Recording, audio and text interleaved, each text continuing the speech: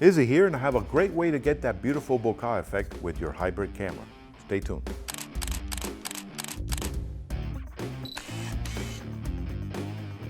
Okay, so you've been interested in achieving a more professional look to your photographs, but again, you're working with a point and shoot camera. Your friends are teasing you, they're saying, oh, but you gotta get a DSLR with a fast prime lens, yada, yada, yada.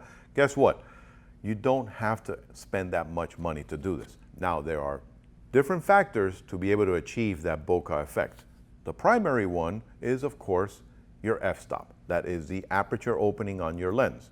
It's an inverse system. So for example, if you're shooting at a higher number, you're actually having a smaller opening on your lens and it's achieving more depth of field. In turn, all your images like you're getting right now are completely in focus from your subject matter all the way to the background.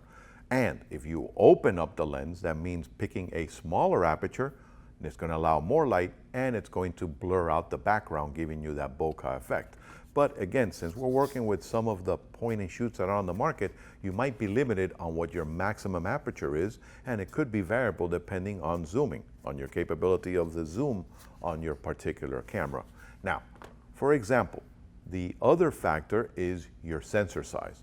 Most of today's point and shoot cameras tend to have a smaller sensor, just like our cell phones. That's the reason why everything tends to be in focus, because it gives you more depth of field.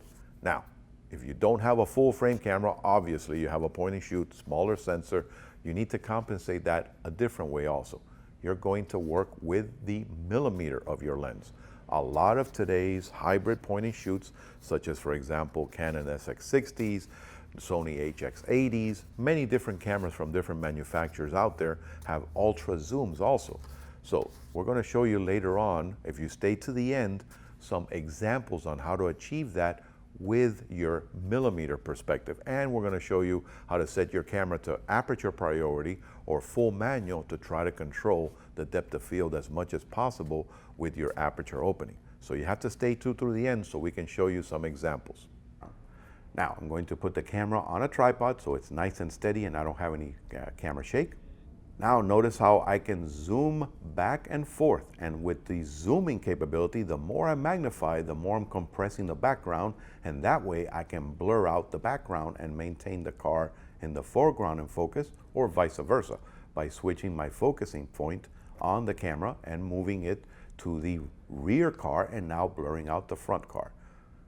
Now I'm going to work with the aperture value. This way I can open up to the maximum aperture, which of course is going to be more limited on a hybrid camera than you do have on most DSLR lenses. But I can still work with that and the compression of the zoom lens to be able to get an effect where I'm still going to have a very adequate bokeh in both foreground and background by just gently zooming back and forth and working with that maximum aperture.